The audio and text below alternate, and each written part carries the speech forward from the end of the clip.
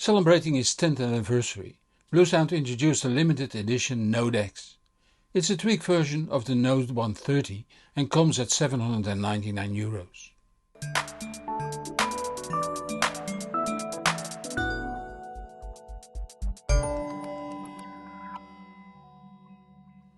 When Bluesound started, they introduced 3 models: the Node Streamer, the Power Node that has power amps integrated, and the Vault that has storage and ripping facilities.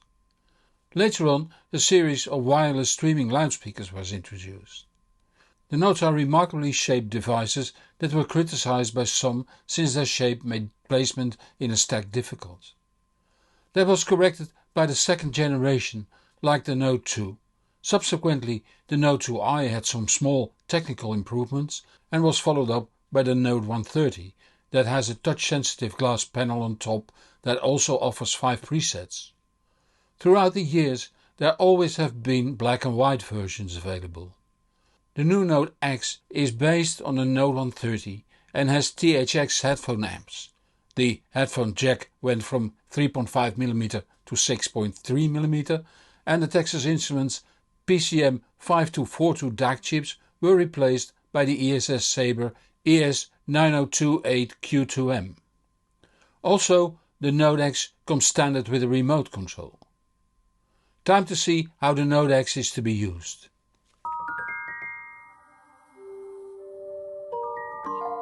The Node X is to be connected to your home network using either a network cable or Wi-Fi.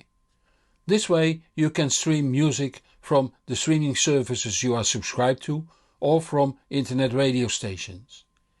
If you have your own music on a computer or NAS, that can be indexed by the Node for easy search and playback.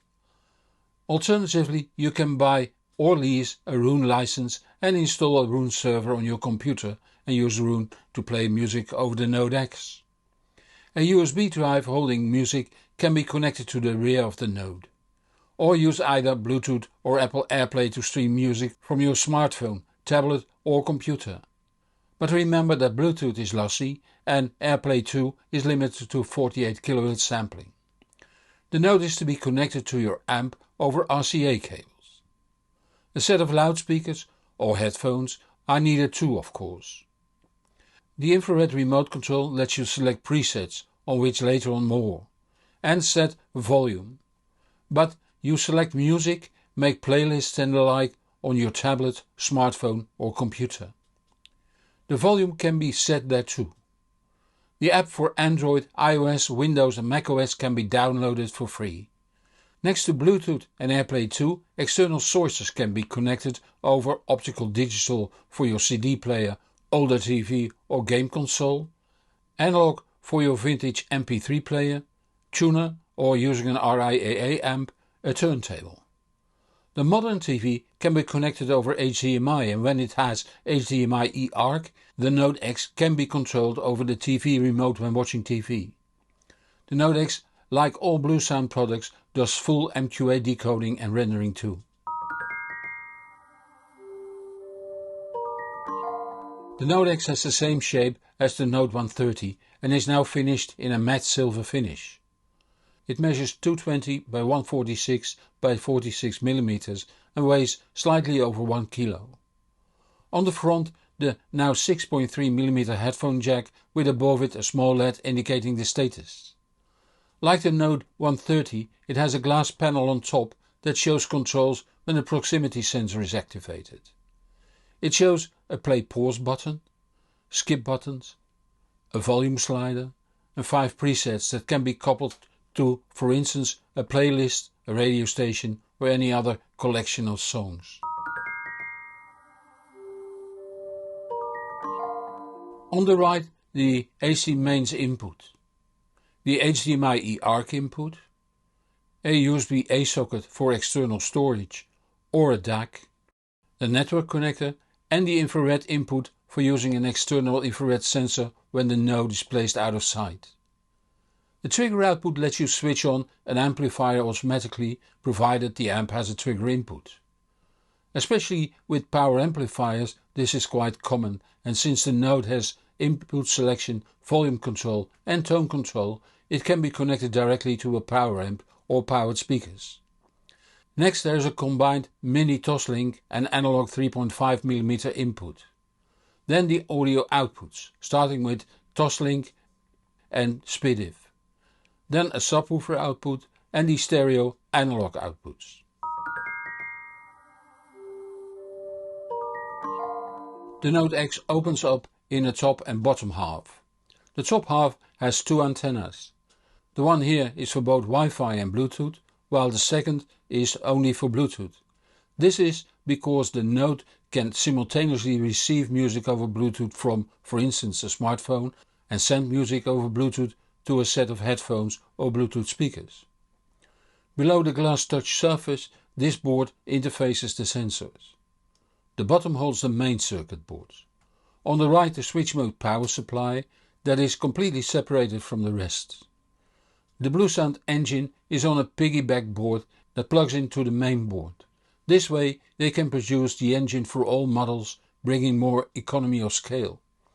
It has a customized version of the ARM Cortex-A53 quad-core chipset running at 1.8 GHz, a 64-bit ARM V8A processor that uses power economically.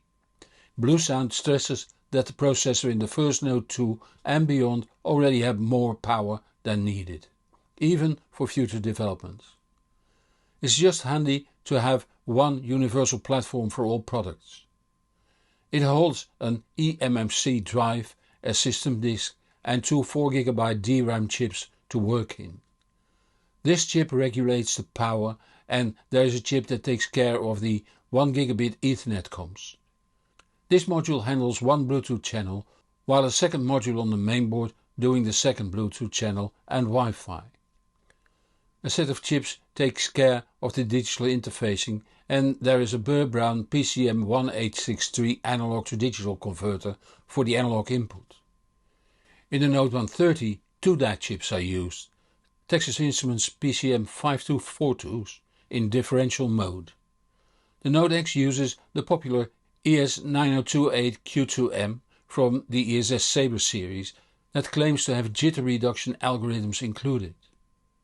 As I have said many times before, modern DAC chips by themselves only have limited influence on the sound quality if the surrounding electronics isn't done cleverly. The setup in the Node 130 using two DAC chips is a way to increase linearity by summing up the two channels of one chip. That way you average out the noise and linearity deviations.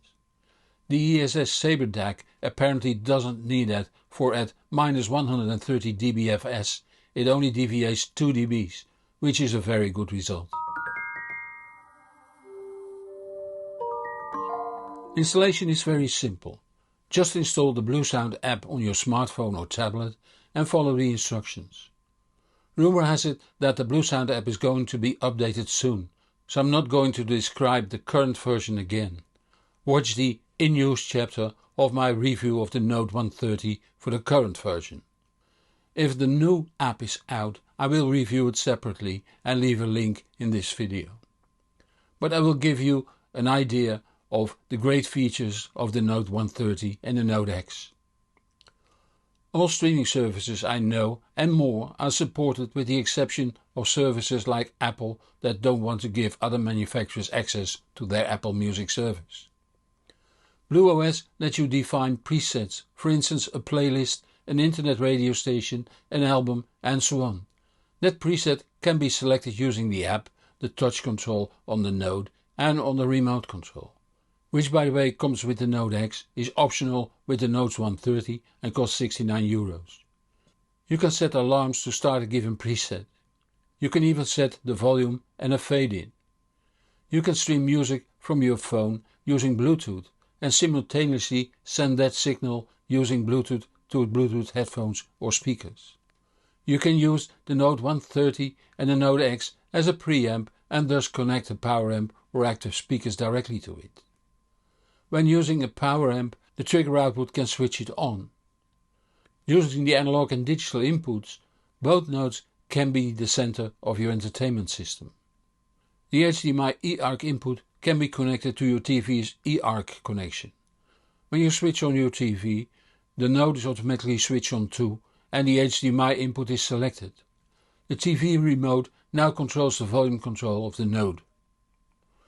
An active subwoofer can be connected to the sub out. Bluesound's Pulse Sub Plus can be connected over the network. There's another thing with Bluesound which I like. You can choose from a very wide spectrum of audio quality. Want a portable speaker for in the garden? The Pulse Flex 2i is your product. Want a soundbar under your TV? The Pulse Soundbar Plus is your choice, eventually extended with the Sub Plus subwoofer and one of the Pulse wireless speakers for the surround channels. Then there is a Node series for stereos at the level of my Setup 2B, and if you want more, you can select an NAD product with BlueOS on board, and that offers quality up to my reference Setup 1. They all work on the BlueOS and they all work together from one app. Setting up your streaming service for one device and they all work. Having your music on a computer indexed and all BlueOS devices can use it.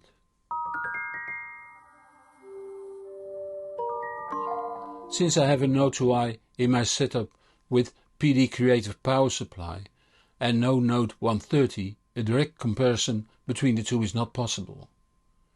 But leaning on my nodes, I would say that the Node X is slightly more open, slightly more refined than the Node 130. That results in a pleasant, spacious sound with fair resolution for its class. Lows go deep with good texture, sibilance is controlled well. My Node 2i, that sounds almost identical to the Node 130 when both have the standard power supply, sounds one step better with the PD Creative power supply in place. Improved resolution, wider and deeper stereo image, very good sibilance control. Compared to the Eversolo DMP A6 Master Edition in my Setup 2A, the Node 2 loses on every point with a nose length soundwise, which makes sense given the price difference. About the headphone amp I can't say much. As you probably know, I'm not a headphones listener, so I won't pretend any knowledge there. I'm sure there are sufficient reviewers of headphones and headphone gear that can inform you better.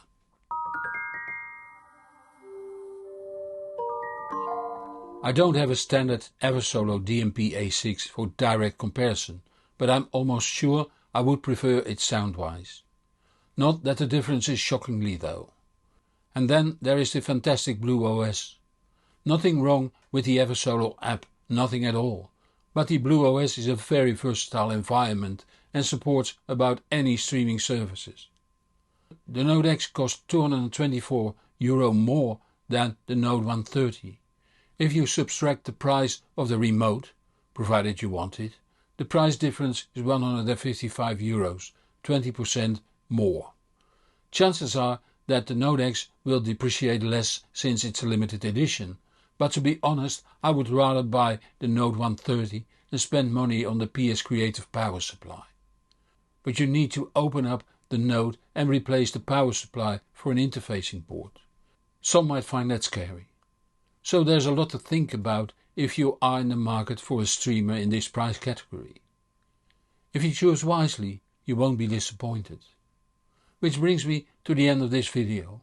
As usual, there will be a new video next Friday at 5 PM Central European Time. If you don't want to miss that, subscribe to my channel or follow me on the social media so you will be informed when new videos are out. Help me reach even more people by giving this video a thumb up or link to this video in the social media. It is much appreciated. Many thanks to those viewers that support this channel financially.